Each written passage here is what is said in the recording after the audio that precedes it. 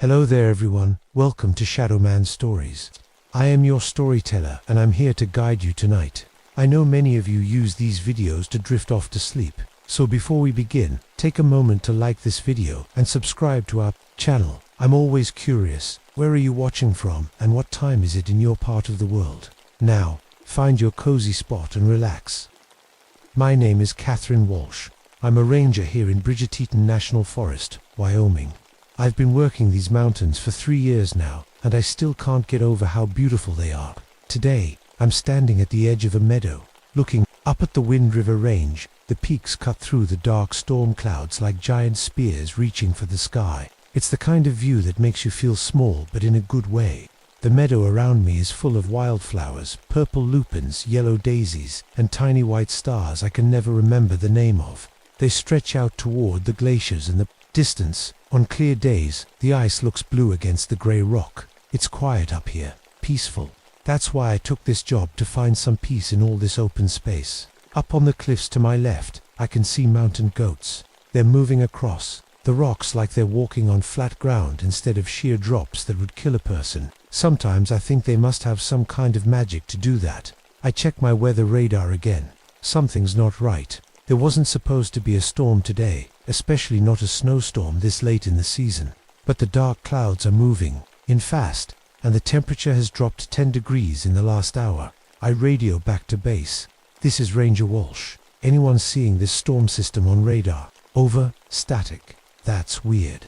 I have clear line of sight to our signal towers. Base. Do you copy? Over. More. Static. I pull out my satellite phone.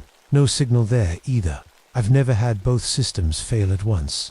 That's when I see it, a massive bull elk stumbling through the trees at the edge of the meadow. Even from here, I can see it's hurt bad. Blood mats its fur, but the wounds, they don't look like anything I've ever seen. Not a bear attack, not a mountain lion, not even a hunter's bullet. The wounds form no pattern I can understand. The elk collapses about 50 yards away. I should go check on it, but something stops me. A feeling in my gut that says stay put. The sky suddenly lights up with dancing green light. Aurora Borealis, the northern lights. But that's impossible. We're nowhere near far enough north to see them. Yet there they are, green fire dancing across the sky even though it's barely evening. I walk forward and nearly trip over something. It's a stone circle, just rocks placed in a perfect circle, about 6 feet across. I've seen these before, old Native American markers. But this one feels different. Maybe it's just the storm playing tricks on my eyes, but the stones seem to pulse, like there's something moving under them. I check my watch, 3:42 p.m. I take a few photos of the stone circle, then look at my watch again. 5:17 p.m. That can't be right. I check my phone's clock, 2:08 p.m. What the hell? I check my watch again. 4:33 p.m. Time isn't working right. Either my devices are all failing at once, or something very strange is happening in this valley. The air feels heavy, like right before lightning strikes, but there's no thunder, no rain, just that impossible snow starting to fall and the green lights dancing overhead. I need to get back to base, but first I need to figure out what's going on. Little did I know, I was about to face something that would change everything I thought I knew about the world. I wasn't always afraid of the mountains. There was a time when I loved them without any fear at all. That changed 2 years ago in Colorado. My best friend Lisa and I were climbing Mount Princeton. We'd been climbing partners for 5 years. That day, I made a choice that changed everything. I said we should take a shortcut across a snowfield. Lisa wasn't sure, but I pushed for it. I was so certain I knew what I was doing. I was wrong. The snow broke loose beneath us. 1 minute we were walking. The next, a wall of white was crashing down the mountain. I managed to grab onto a rock, outcropping, but Lisa was swept away. I spent 3 days searching for her. When they finally found her body, my fingers were black with frostbite. The doctors saved most of them, but I still have scars on my fingertips. Every time I feel them, I remember. That's why I came to Wyoming. I thought if I could save enough people, maybe I could make up for what happened to Lisa. Maybe I could sleep at night without seeing her face in the snow. I reach into my backpack and touch Lisa's climbing helmet. I keep it with me on every patrol. Some people might think it's weird, but it helps me remember why I'm here. A cold wind blows across my face, bringing me back to the present. Bruno, my search dog, presses against my leg. He's a big German shepherd with smart eyes and a nose that's found a dozen lost hikers and skiers buried in avalanches. He whines softly, sensing my mood. "It's okay, boy," I tell him, scratching behind his ears. "We're fine." I touch the antique altimeter hanging round my neck. It was my dad's. He taught me everything about these mountains before he passed away. How to read the weather, how to spot avalanche zones, how to find your way when all the trails are covered in snow. This little brass instrument has been up more mountains than most climbers. The snow is falling faster now. Bruno paces back and forth, nervous. I should head back to base, but there might be hikers caught in this unexpected storm. That's my job, finding people who need help. Sometimes my boss says I try too hard, that I take too many risks. Maybe he's right, but when someone's lost in these mountains, I can't just leave them. Not when I know how it feels to be the one who didn't get saved. I take a deep breath. This is just another storm. I've been through dozens of them. Check for stranded hikers, make sure everyone's safe, then head back. Simple. But as I look around at the green lights in the sky and feel the strange heaviness in the air, I know this isn't just another storm. Something is very wrong here. I pull my jacket tighter and check my compass. The needle spins wildly, unable to find north. "Come on, Bruno," I say, trying to keep my voice steady. "Let's go check the hiking trails." What I thought would be a routine response to a weather emergency was about to become the most terrifying night of my life. Bruno and I head toward Timber Creek Trail, where hikers often camp this time of year. The snow is falling steadily now, but something's off about it. It's too quiet. Even in the heaviest snowfall, you can usually hear the soft hiss of flakes hitting the ground or the muffled rustle of wind. But here, nothing. Just a thick, heavy silence that makes the hair on my arms stand up. After about 20 minutes of hiking, I spot something bright red against the white snow. A backpack. I rush over, thinking someone might be hurt nearby. "Hello, anyone here?" "Park ranger," I call out, but my voice seems to die in the strange silence. I pick up the backpack. It's still full: water bottle, granola bars, a map. Not something a hiker would just leave behind. About 50 feet away, I spot a blue sleeping bag hung over a branch. Then, 100 yards in the opposite direction, a cooking pot. It's like someone's gear was scattered across the forest in seconds. "This doesn't make sense," I muttered to Bruno. "How did their stuff get spread out so far?" I find more gear: a tent, boots, a camera, all from the same campsite, judging by the matching brands, but spread across a half-mile area. It would take someone hours to scatter things this widely, and why would they? Then I notice the footprints. Big paw prints in the fresh snow, almost like a wolf's, but wrong somehow. 2 big toes slightly off. And something else strange. The edges of the prints look aged, crumbling, like they've been here for weeks, not minutes. A strong smell hits me suddenly, like wet animal fur mixed with something rotting. It's so out of place in the clean, cold air that I gag. Bruno whines and backs up, his tail tucked between his legs. "What is it, boy?" I ask, but I already know this isn't normal. Bruno is trained to track anything: lost hikers, avalanche victims, even bears. He never backs down from a scent. We push on and find a campsite in a small clearing. My stomach drops when I see it. The tent is shredded, but not in a way that looks like animal damage. It's single quotes as ... old. The fabric is faded and fraying, with small trees growing through parts of it. The metal tent poles are rusted.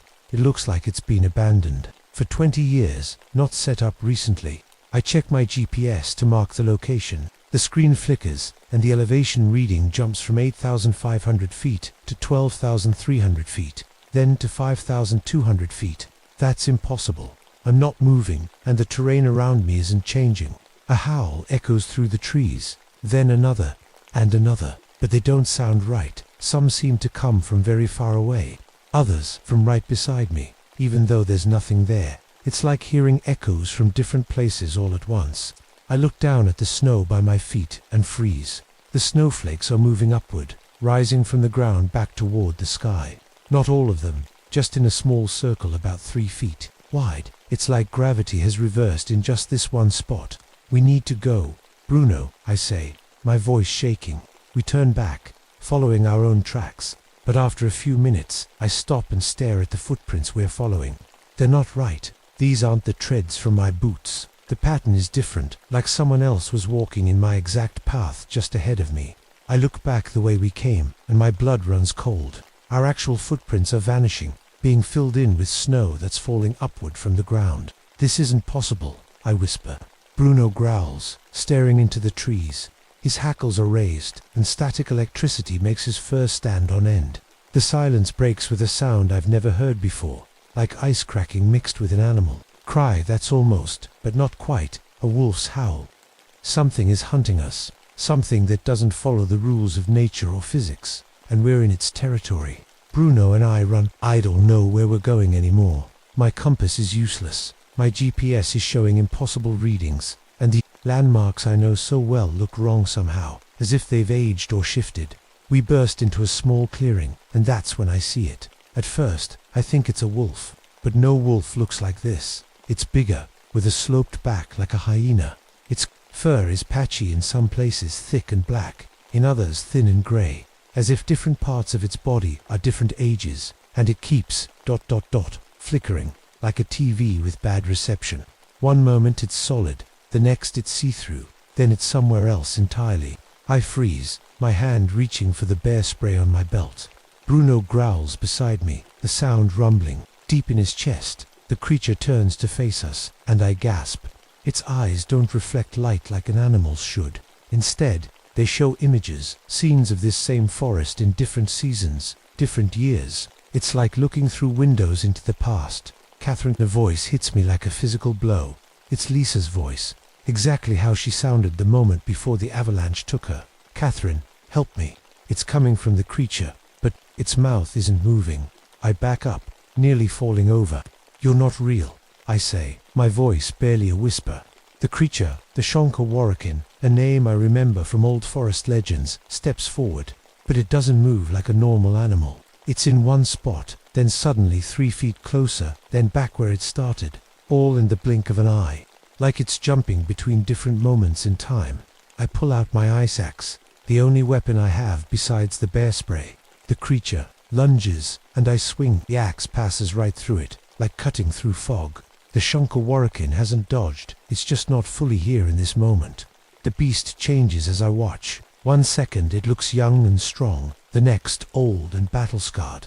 Then, like a half-grown pup, it's aging forward and backward, right before my eyes. What do you want? I shout, hoping my voice doesn't betray how terrified I am. Time, it says, but now in a voice that sounds ancient and raspy. Your time. I don't understand, but Bruno does. My brave dog launches himself at the creature, teeth bared. He connects, actually bites into the beast's leg. The Shonka-Warrakin howls, but the sound comes before Bruno bites, like I'm hearing it from the future. Then something horrible happens. A bubble of weird light surrounds Bruno where he's latched onto the creature. My dog's fur begins to turn grey. His strong muscles start to shrink. He's aging rapidly, terribly, right before my eyes. Bruno, no, I scream, rushing forward. The Shonka-Warrakin shakes Bruno off, and my dog falls to the ground. He tries to stand, but his legs are weak, joints swollen with arthritis that wasn't there seconds ago. He's aged years in moments. The world around me splits, like I'm seeing double. But it's not double vision. I'm seeing the clearing as it is now, covered in strange snow, and also how it looked 100 years ago, with different trees and no trail. Then how it might look 100 years in the future, overgrown and wild. Reality is breaking apart. Time is shattering around this creature. I back away, pulling Bruno with me. He's still aging, his muzzle now completely white, his eyes clouding with cataracts. The loyal partner who's been with me for 5 years is turning into an ancient dog before my eyes. The Shonka-Warrakin stalks toward us, moving through different time periods as it comes. Sometimes it's clear and solid, sometimes faded like a ghost. Catherine, it says again in Lisa's voice, you left me behind, and suddenly I understand what's happening. This thing doesn't just move through time, it feeds on it, on regrets, on moments that haunt you, on the time you wish you could take back. The creature lunges again, and this time, I know my weapons can't help me. This isn't a fight I can win with force. I need to find another way to stop it before it takes my time I grab Bruno, now so light in my arms, and run. His breathing is shallow. his once strong body frail. I have to save him. I have to save myself. As I run, my mind races. The stone circle I saw earlier, it wasn't just some random marker. The stories my father told me as a child come flooding back. Native American medicine wheels, places where time and space were said to be anchored, protected. I changed direction, heading toward where I remember seeing the circle of stones. Behind us, the Shunkawarrikin howls, a sound that seems to come from different times all at once. The snow around us begins to swirl in unnatural patterns. Small storms form and disappear, aging everything they touch. A young pine tree withers to a dead husk in seconds as one passes over it. I dodge them as best I can, Bruno whimpering in my arms. My father's altimeter, still hanging round my neck, begins to spin wildly. The needle doesn't show elevation anymore. It's spinning around and around, like it's measuring time passing. Fast, then slow, then backward. "Hold on, Bruno," I whisper. "Just hold on." I crest a small hill, and there it is, the stone circle. But now I see it for what it truly is, a medicine wheel, an ancient device created to control and contain something, the Shunkawarrikin.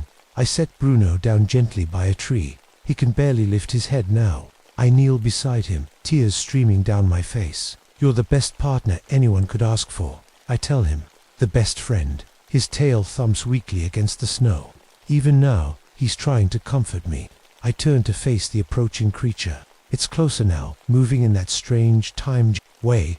As it gets nearer, I see more clearly into its eyes, windows into different times. And there, in one of them, is Lisa. My Lisa, at the moment the avalanche hit. "You weren't trapped by accident," I say, suddenly understanding. "Someone put you here, trapped you here." The creature pauses, its form shifting between young and old. "The shamans," it says, its voice now ancient and hollow. "They bound me to this place centuries ago. I cannot leave, but I can feed." I back toward the medicine wheel, my mind working furiously. The wheel must be what's keeping it here, anchoring it to this spot. But it's also the only thing that might protect me from its power. I pull out the climbing gear from my pack, pitons, carabiners, rope, tools for securing yourself to a mountain. Could they secure me to a single point in time? "You can't have my time," I say, hammering a piton into the ground at the edge of the wheel. I attach a carabiner, then my rope. The Shunkawarrikin snarls, sensing what I'm trying to do. It forward, creating a wave of temporal energy that ages the ground beneath it. Grass grows and dies in seconds under its paws. I hammer in another piton on the opposite side of the circle, making a line across it. The creature howls, a sound from the distant past. Then it changes tactics. Suddenly, standing before me isn't the beast, but Lisa, exactly as she looked that day, her blue jacket bright against the snow. "Catherine," she says, reaching out to me, "help me. You can save me this time." My heart breaks, but I keep working. "You're not her," I say through gritted teeth. "She's gone, but I'm here now," it says in Lisa's voice. "You can change it. You can fix your mistake." I falter, my hands shaking. What if it's telling the truth? What if I could go back? A weak bark breaks the spell. Bruno, using the last of his strength to warn me. My loyal friend, always protecting me, even now. "No," I say firmly. "I can't change the past, but I can protect the future." I create a web of ropes across the medicine wheel, anchoring them to all the ancient stones. Each one I secure seems to strengthen the wheel's power. The air inside the circle clears, the strange snow unable to enter. The Shunkawarrikin screams in rage, a sound that comes from multiple times at once. It charges, but bounces off an invisible barrier at the edge of the wheel. The medicine wheel is working, its ancient power reinforced by my modern tools. The creature circles us, looking for a way in. It changes forms rapidly now. Wolf, hyena, something prehistoric. Then back to Lisa, trying to break my resolve. Bruno whimpers, and I turn to see him struggling to breathe. He's dying of old age, an old age that should have been decades away. I crawl to him, cradling his head. "I'm so sorry, boy," I whisper. You saved me again." His eyes find mine, still loyal, still brave, then slowly close for the last time. My heart shatters as Bruno, my partner and friend, dies in my arms. Grief and rage fill me. I turn to the creature, still prowling outside the circle. "You want time," I shout. "Take it." I throw Lisa's helmet, the one I've carried for years, out of the circle, directly at the Shankawarakan. The helmet contains all my grief, all my regret, years of it stored in that single object. The creature pounces on it greedily. As its teeth sink into the helmet, a blinding flash of light erupts. The Shankawarakan howls as it's pulled backward, stretched and twisted, folding in on itself like it's being sucked into a black hole. With a final, terrible cry that echoes across different times, it vanishes, trapped in a prison made of my own frozen moment of grief. The sudden silence is deafening. The strange snow stops. The green lights in the sky fade. But something is wrong. My hands, they're changing. The skin grows thin, spots appearing. My fingers curl with arthritis that wasn't there moments ago. I've stopped the Shankawarakan, but at a cost. The backlash of temporal energy has hit me instead. I feel myself aging, years passing in minutes. My hair turns grey, then white. My strong muscles wither. My vision dims. I lie down beside Bruno's body, no longer able to stand.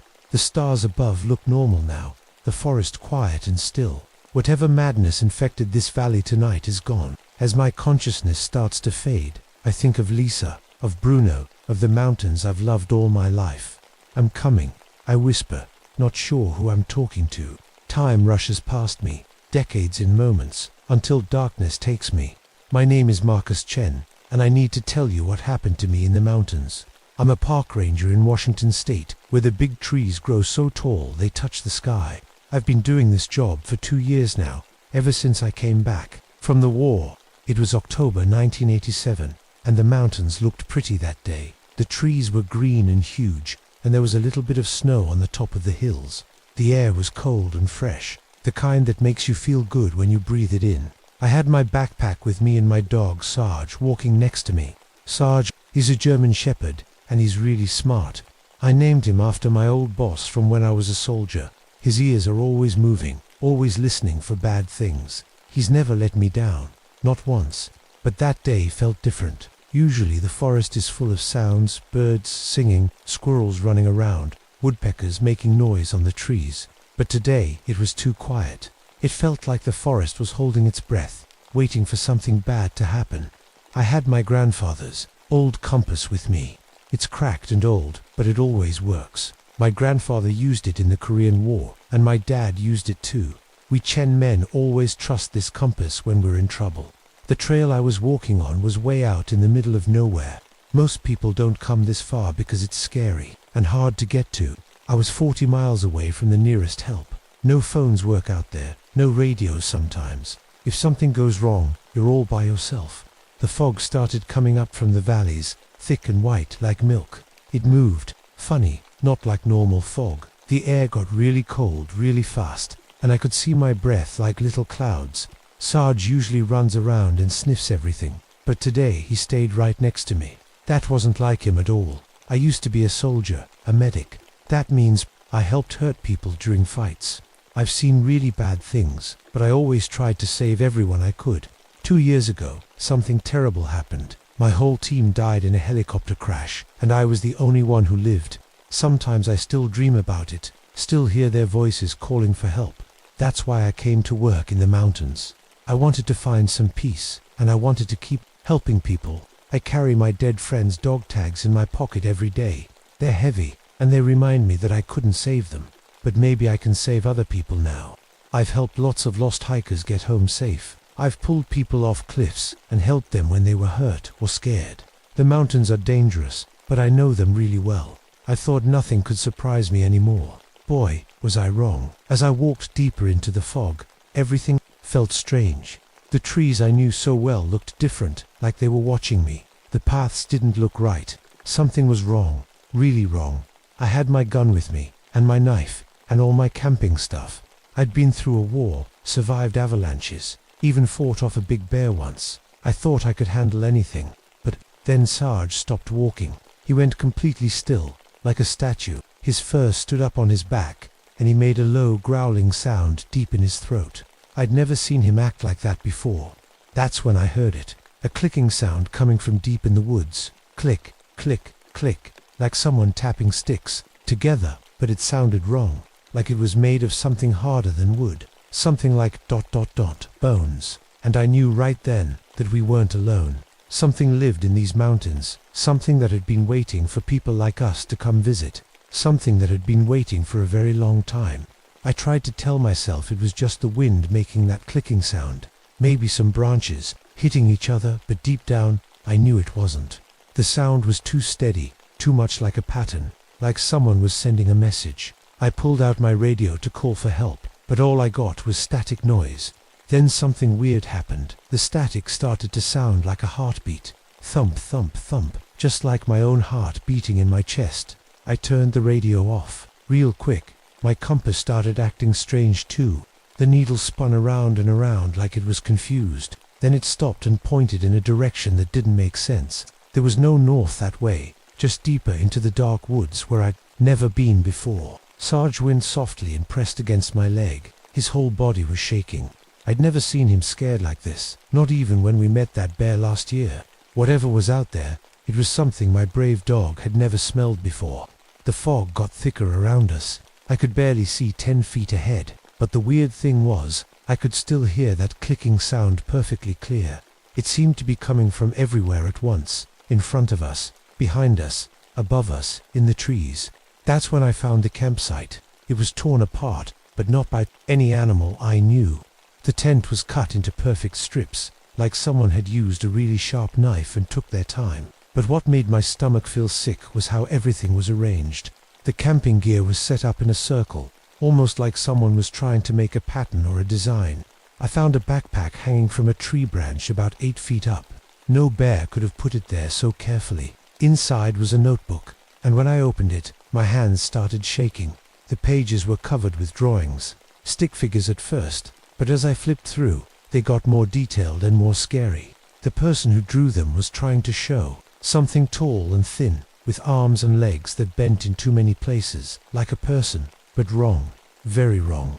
The last thing written in the notebook made my blood run cold. It's building something. Day 3, God help me. It's building something from us. I looked around the destroyed campsite again. Now I could see what I'd missed before. Some of the camping gear wasn't just arranged in a circle. It was arranged like bones, like the frame of a skeleton. Sarge started growling again, but this time he was looking up into the trees. I followed his gaze and saw something that made me want to run away, screaming. There was a deer hanging upside down from a thick branch, but it wasn't dead in a normal way. Someone had taken out all its bones while keeping the skin perfect. It hung there like an empty bag, swaying in the breeze. The smell hit me then. It was like old bones left in the sun mixed with something sweet and sick, like medicine that had gone bad. I covered my nose with my shirt, but the smell seemed to get inside my head anyway. I heard a new sound, like wind chimes, but wrong. It took me a minute to realize what it sounded like. Teeth, like someone had made wind chimes out of teeth, and they were clicking together in the breeze.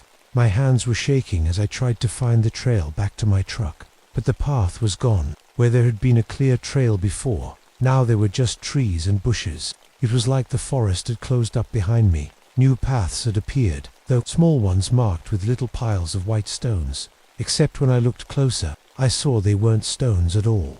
They were small bones, stacked on top of each other like tiny monuments. The clicking sound was getting louder and closer. I grabbed Sarge's collar and started walking fast away from the destroyed campsite. But every direction I tried to go, I found more bone piles, more signs that something had been living in these woods for a long time, something that collected things. The fog swirled around us like it was alive.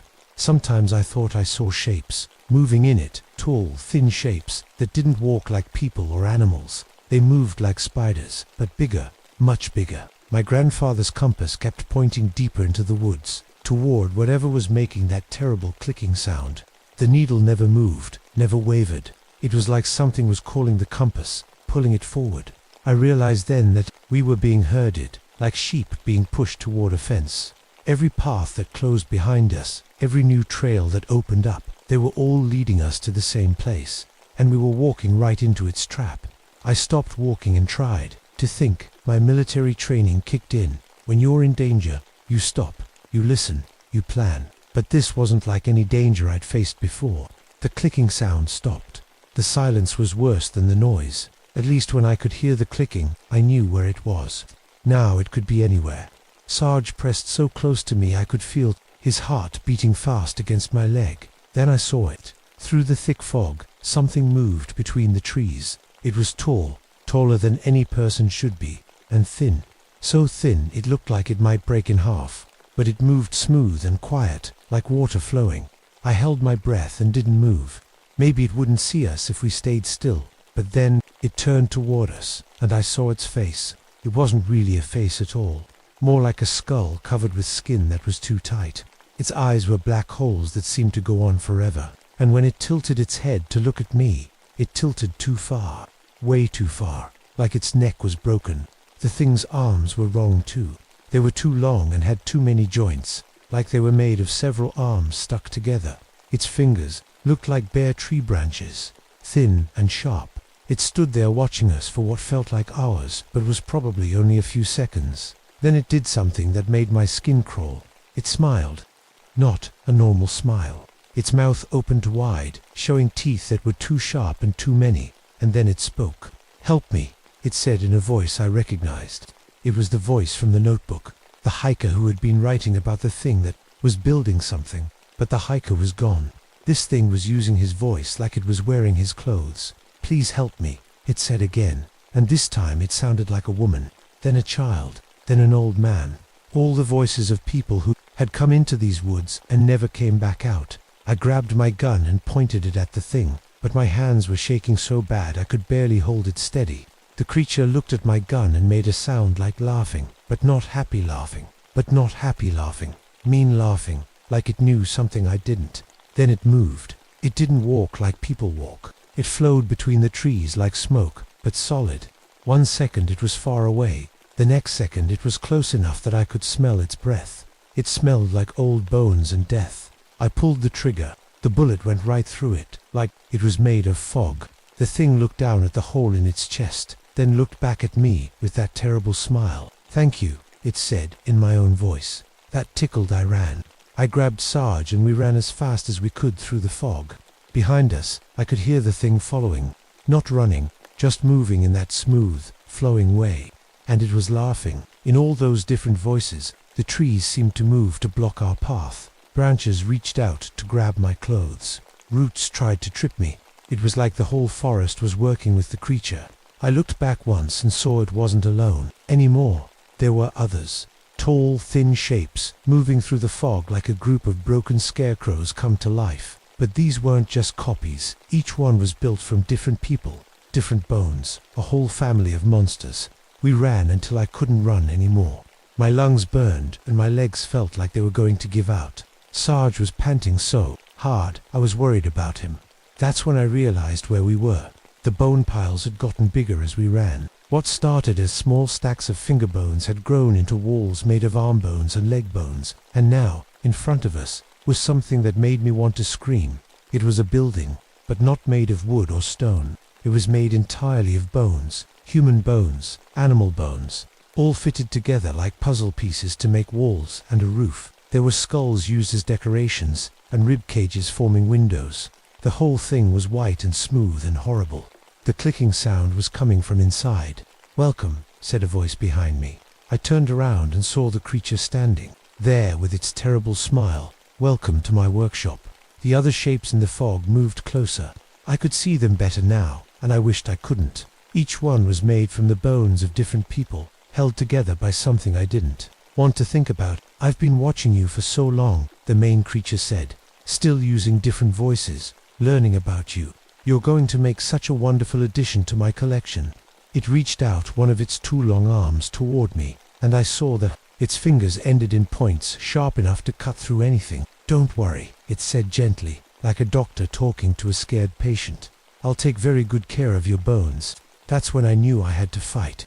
Not just for me, but for Sarge, and for all the people whose voices this thing was stealing. I might not be able to kill it with bullets, but I still had one trick left from my army days. I reached into my pack and pulled out something the creature hadn't expected, a hand grenade. The creature stopped moving when it saw the grenade in my hand. For the first time since I'd met it, the thing looked surprised. Its black hole eyes got wider, and it tilted its broken neck even further. "What's that?" it asked, in a little girl's voice. "Something that's going to ruin your day." I said, trying to sound braver than I felt. I'd carried this grenade since my army days. Never thought I'd need it as a park ranger, but old habits die hard. My thumb was on the pin, ready to pull it out. The creature and its friends backed away a little. Maybe they were smart enough to know what explosives could do. But then the main one started laughing again. "You'll blow yourself up too," it said, now using an old woman's voice. "Are you really that brave, little ranger?" It was right. If I used the grenade here, Sarge and I would die too. But maybe that was better than letting this thing turn us into part of its bone collection. I looked around quickly, trying to find another way. That's when I noticed something important. The bone building wasn't just sitting on the ground. It was built into the side of a rocky hill. A hill that looked like it might come down with the right push. "Sarge," I whispered to my dog. "When I say run, you run as fast as you can down that way." I pointed toward what looked like a safe spot behind some big rocks. Sarge looked at me with his smart brown eyes. He knew something bad was about to happen, but he trusted me. The creature started moving closer again, along with its bone friends. They moved like a pack of wolves, trying to surround us. "I've been collecting bones for so many years," the thing said, now using a man's voice that sounded happy and crazy. "Hikers, campers, hunters, even some park rangers like you. Their bones are all part of my beautiful home now." It pointed at the bone building with one of its sharp fingers. "See that skull in the doorway? That was a ranger just like you. He thought he was so smart, so tough, but in the end, his bones were just as useful as everyone else's."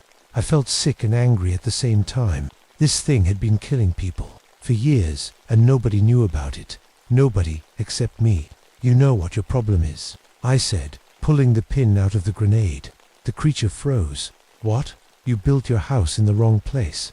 I threw the grenade as hard as I could, not at the creature, but up at the rocky hill above its bone building.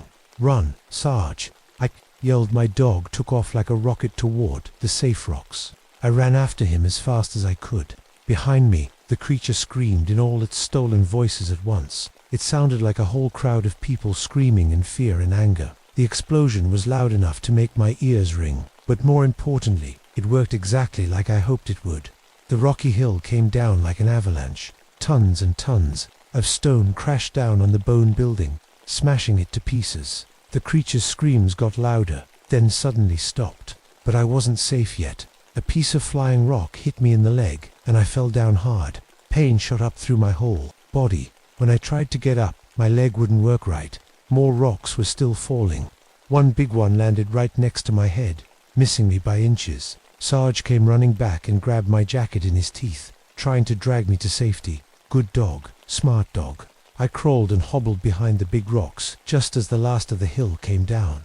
The noise was like thunder that went on and on. When it finally stopped, everything was quiet. Too quiet. I couldn't hear the creature screaming anymore. I couldn't hear anything except my own breathing and Sarge panting beside me. My leg hurt really bad, and I was bleeding from cuts all over my body. But I was alive. We were both alive. I looked back at where the bone building had been. There was nothing left but a huge pile of rocks and dirt. If the creature was under there, it wasn't getting out anytime soon. But something was wrong with my body. My leg wasn't just hurt, it felt weird. Like the bones inside were soft. Like they were made of rubber instead of being hard and strong. I tried to call for help on my radio, but it was broken. My compass was cracked too, but the needle was still pointing toward the pile of rocks. Even broken, it knew where the danger was. It took 3 days for the search team to find us. 3 days of hiding behind those rocks, sharing my water with Sarge, and feeling my bones get softer and softer. By the time they got me to the hospital, the doctors couldn't figure out what was wrong with me. They said my bones looked like they were melting from the inside. "It's impossible," one doctor told another, but I heard him. "Bones don't just change like this. It's like something was trying to reshape them."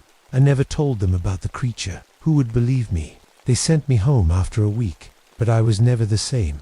My bones never got completely hard again. On cold nights, I can feel them moving a little bit, shifting around like they're trying to become something else, something the creature wanted them to become. And sometimes, late at night, when I'm trying to sleep, I can still hear that clicking sound coming from deep in the mountains, like something is tapping bones together, trying to build something new. That was 30 years ago. I'm an old man now. retired from being a park ranger. My hair is grey, my back hurts, and I walk with a cane because my leg bones never healed. Right, but I still live near the mountains. I can't seem to leave them, even after everything that happened. People ask me sometimes why I stay. Why don't I move to the city, somewhere safe and warm? I tell them I like the quiet, the fresh air, the trees, but that's not the real reason. The real reason is that I need to keep watching, because the creature isn't gone. Oh, the rock slide killed it. I'm pretty sure of that. But something like that doesn't just disappear forever. It leaves things behind. Seeds, maybe, or pieces of itself that can grow into something new. I started noticing the signs about 10 years after the rock slide. Hikers would come back from the deep woods talking about strange sounds, clicking sounds, and sometimes they'd bring back pictures of things they found. Little piles of bones, stacked up like tiny monuments. At first, the piles were small and simple. Just a few finger bones or bird bones arranged in basic shapes. But as the years went by, they got bigger, more complex. Like whatever was making them was learning, getting smarter. Last month, a group of college kids came back from a camping trip all shaken up. They showed me photos on their phone of something that made my old bones ache with memory. It was a shelter made of bones, small bones, mostly from animals, but built with the same careful attention to detail that I remembered. From 30 years ago, the same artistic eye for making bones into architecture. We thought it was just some weird art project, one of the kids told me, but it felt wrong, you know, like it was watching us. I knew. The compass my grandfather gave me still sits on my kitchen table. It's still cracked, still old, but it still works. And every morning when I wake up, I check it. For 29 years, it pointed north like it was supposed to. But yesterday morning, it started pointing toward the mountains again, toward the pile of rocks where I buried the bone collector all those years ago. I called the Park Service and told them to put up warning signs on the trails leading to that area. I told them there had been some rock slides, that it wasn't safe. They believed me because I'm a respected retired ranger, and they know I wouldn't lie about safety. But I know it won't stop everyone. There are always people who ignore warning signs. Always people who think they're smarter than the danger, and something in those mountains is waiting for them. Sarge died 5 years ago. He was a good dog, the best dog, but even in his last days, he would sometimes wake up in the middle of the night and growl at the windows that faced the mountains. He never forgot what we saw up there. Now I have a new dog, a young German shepherd I named Scout. He's smart, like Sarge was, but he's never been up to the deep woods. I hope he never has to. But sometimes I catch him looking toward the mountains with his ears up, like he's listening to something I can't hear. Last week, I had a dream. I was back in the fog, back in those terrible woods. But this time, I wasn't alone. There were other people there, all the hikers who had gone missing over the years. They were walking toward something in the distance, something tall and thin that was calling to them. In the dream, I tried to warn them, tried to tell them to run, but they couldn't hear me. They just kept walking toward the thing that was waiting for them. When I woke up, I was holding my cracked compass in my hand. I don't remember picking it up. The needle was spinning wildly, like it couldn't decide which direction to point. I think the bone collector is coming back. Maybe not the same one I fought, but something like it. Something that learned from what happened before and is being more careful this time, building slowly, quietly, waiting for the right moment to reveal itself. And I'm too old to fight it again. So I'm writing this story down, hoping someone will read it and believe it.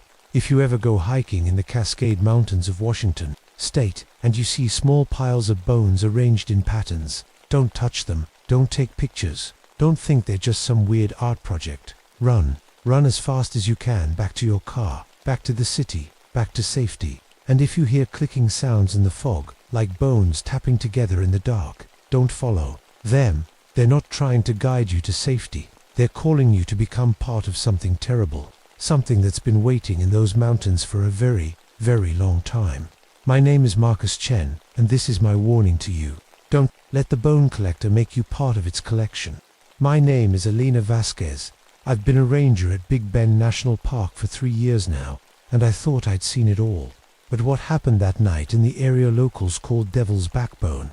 Well, I'm still not sure I believe it myself. It was a normal patrol evening in July, the kind where the heat feels like it's cooking you from the inside out, even as the sun starts to set. I remember watching the light bounce off the limestone cliffs, turning them gold, then pink, then blood red, beautiful, in that lonely desert way. The prickly pear cacti were casting these long shadows across the trail. They looked like fingers reaching out to grab something. Normally, that kind of thought wouldn't bother me. I love the desert's emptiness, the quiet. It's why I took this job. I stopped my jeep to just enjoy the silence for a minute. Out here, you can hear your own heartbeat if you listen hard enough. The Chihuahuan Desert at twilight is my favorite place in the world. Or it was, before that night. First weird thing I noticed was how all the wildlife started acting. A couple roadrunners darted across the path, moving way too fast. Then some lizards that were sunning themselves on rocks suddenly scattered like someone had thrown a rock at them. Animals know when something's wrong, way before we do. Then the temperature dropped. I'm not talking about the normal desert cool down after sunset.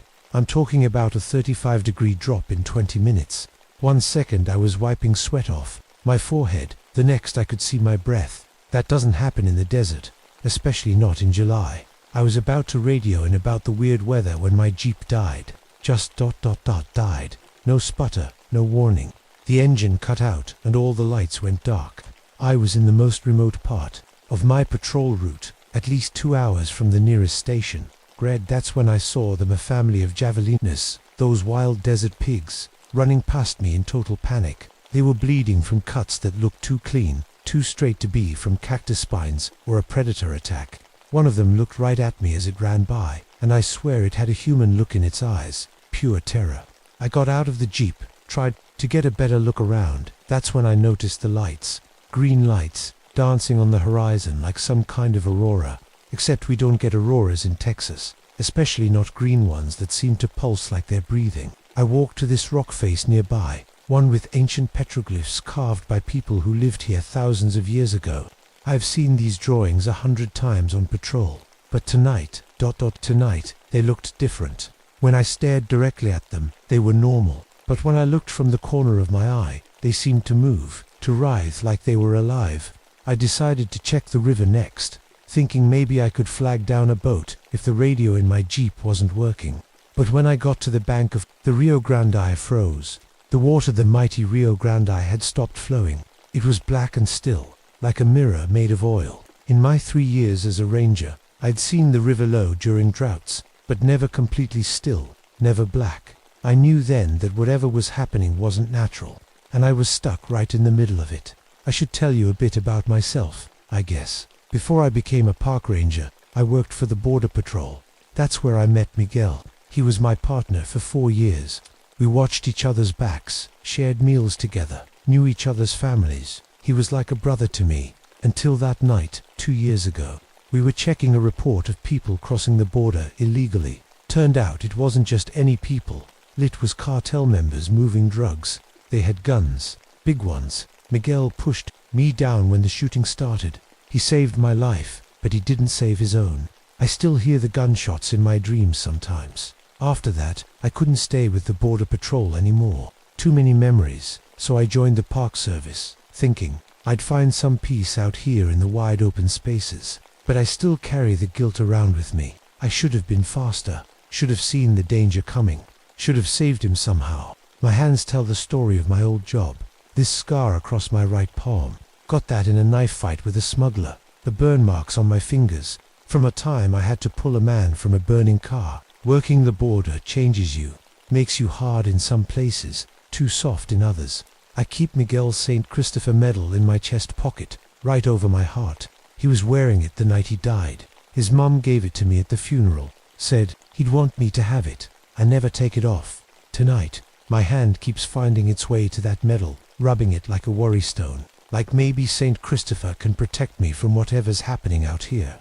In the back of my Jeep, there's a small carrier with Maria in it. She's a Mexican wolf pup I found abandoned last month. Probably her mother was killed by ranchers. I've been rehabilitating her, planning to release her when she's strong enough. She usually yips happily when she hears my voice, but now she's quiet.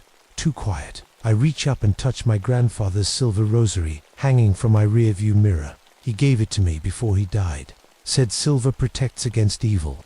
I never really believed that stuff, but tonight, I'm not so sure anymore. One good thing, About my time at the border, I know this land better than most. Every cave, every spring, every hidden path that smugglers use. If I need to find shelter or water, I know where to go. If I need to hide, I know how to disappear. People at the station say I'm too brave for my own good.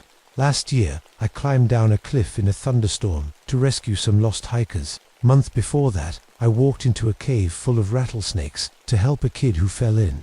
I never really thought of it as bravery, just doing what needs doing. Right now, though, I'm starting to think maybe they were right. Maybe I should be more careful, because this my dead Jeep, the weird lights, the silent river, this isn't just bad luck or a mechanical problem. This is something else. But I'm not ready to believe in monsters yet. I'm a practical person. There's got to be an explanation: gas leaking from underground, maybe. Some kind of natural phenomenon messing with the animals and my Jeep's electronics. That's what I keep telling myself as I check my flashlight batteries and grab my backpack. From the Jeep, I had no idea then that what I was about to face would change everything I believed about the world.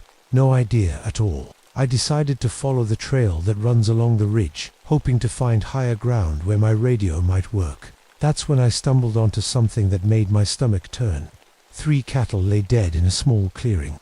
They weren't from the park, must have wandered in from one of the ranches that border our land, but the way they died, it wasn't natural.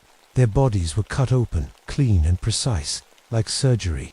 Organs were missing, but there was hardly any blood. No predator I know hunts like that. Not mountain lions, not wolves, not even humans. I knelt down to take a closer look, and that's when I noticed the silence.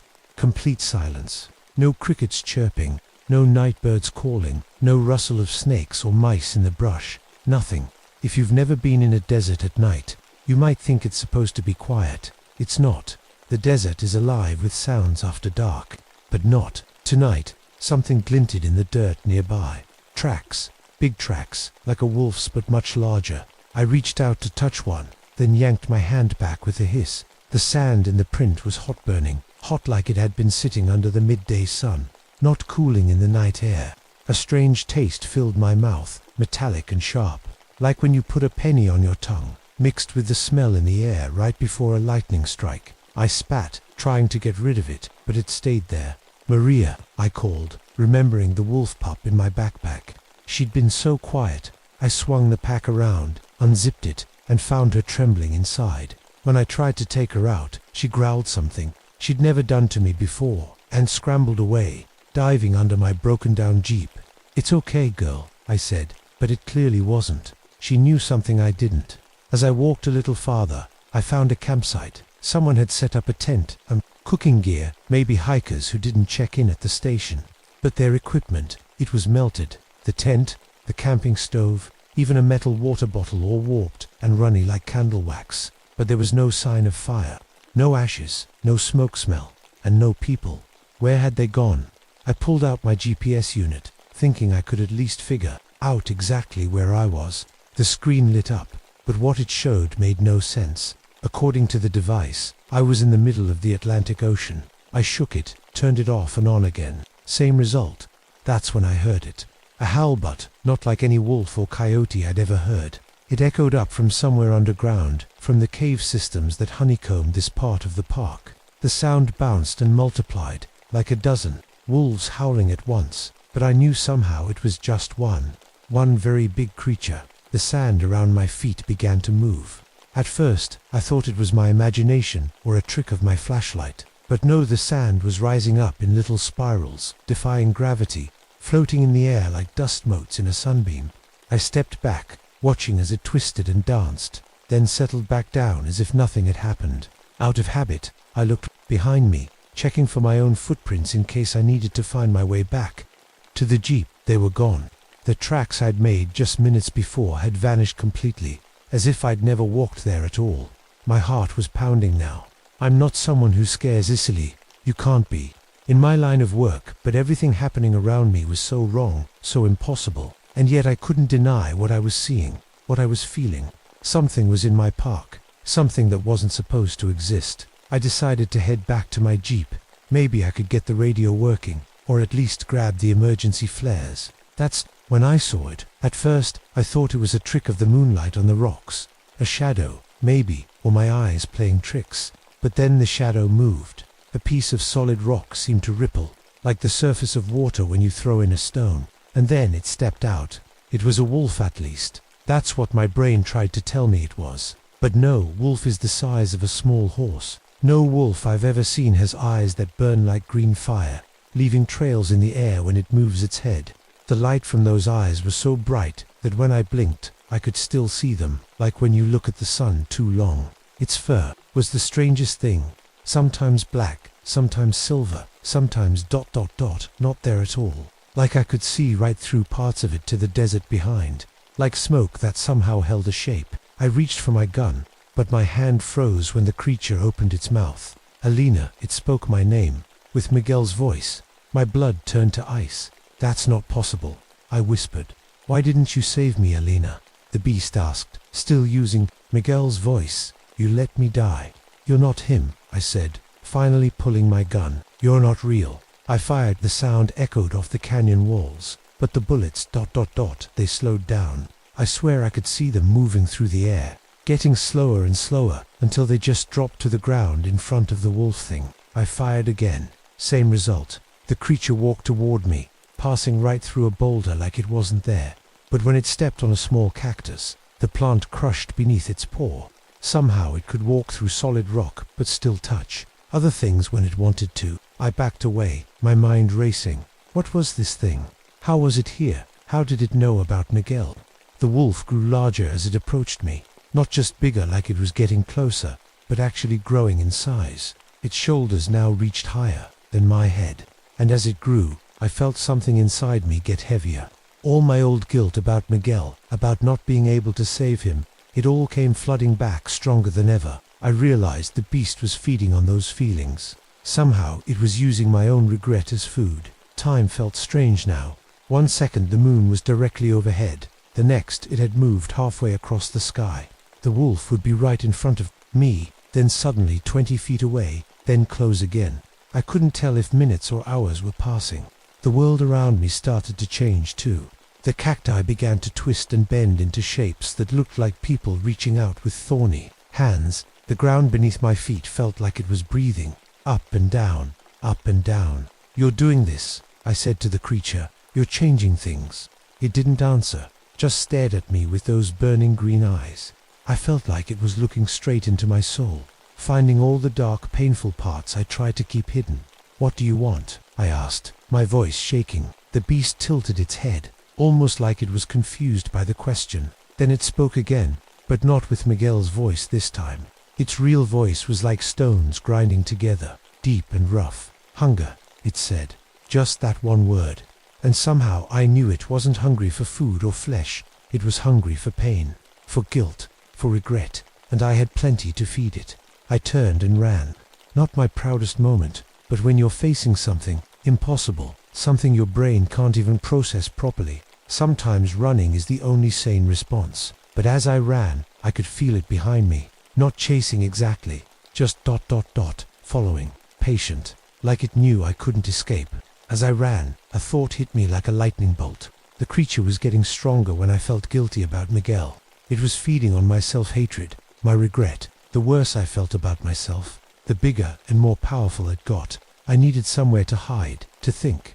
I remembered an old cave system nearby, one the tourists never visit because it's too dangerous. The entrance was hidden behind a stand of mesquite trees, just a dark crack in the limestone cliff face. I squeezed through the opening and into the cool darkness beyond. The caves here were carved by underground rivers thousands of years ago. They twist and turn like a maze under the desert floor. If I could lose the beast in here, maybe I could figure out how to fight it. Behind me, I heard a howl that shook the very rock around me. Small stones fell from the ceiling as the sound echoed through the caves. The creature was following me down.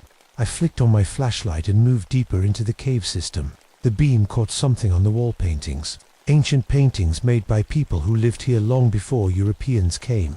I'd seen plenty of rock art in the park, but never these. They showed a wolf-like creature with glowing eyes. People running from it. People offering it something, their hearts. Maybe, couldn't be sure. But one thing was clear. Whatever was hunting me had been here before. Long ago.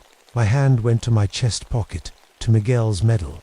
As I touched it, my fingers brushed against something else, my grandfather's silver rosary that I'd grabbed from my Jeep. It felt warm to the touch, almost hot. And when I pulled it out, it was glowing faintly, not reflecting my flashlight, actually glowing with its own silver light. The glow got brighter when I held it near the cave paintings. Silver protects against evil, my grandfather had said. I'd always thought it was just an old superstition. A low growl echoed through the cave. The beast had found me, but it wasn't alone. Alina, I spun around. There, in the beam of my flashlight, stood Miguel. Not the wolf creature, using his voice, actually him, or what looked exactly like him. He was wearing the same uniform he'd died in, even had the same haircut. It's so lonely where I am, Alina, he said, his voice soft and sad. Come with me, we can be together again. I wanted to believe it was him. God, how I wanted to, but the silver rosary in my hand was burning now, glowing so bright it lit up the whole cave. And in that light, I could see the edges of Miguel flickering, like a bad TV signal. You're not him, I said, my voice stronger now. You're the beast. You're just pretending to be him to get to me. I died because of you, not Miguel said, his face twisting with anger. The least you could do is join me. Those words hit me hard. Part of me had always believed that Miguel's death was my fault. But standing there, with this thing trying to use my guilt against me, something inside me finally snapped into place. No, I said. Miguel died because bad people with guns shot him, not because of me. He made his choice to protect me, and I've been dishonoring that choice by blaming myself all this time. The fake Miguel flickered more violently now, parts of him shifting back to the wolf creature. He wouldn't want me to die. He saved me so I could live. I continued, feeling the truth of it for the first time. I'm not perfect. I couldn't save him, but that doesn't mean I deserve to die too. With each word, the creature seemed to shrink a little. My self-forgiveness was weakening it somehow. I remembered my gun.